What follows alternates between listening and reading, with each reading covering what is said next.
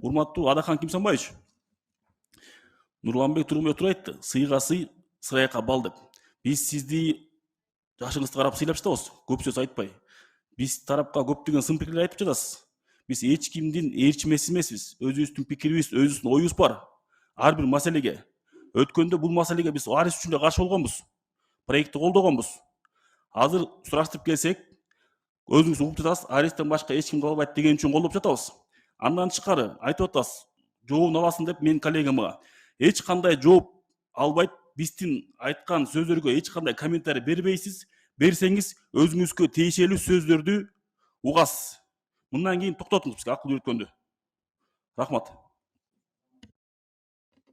Рахмат, урматтуу кесиптештер. Дагы айтсаңыз угасыз.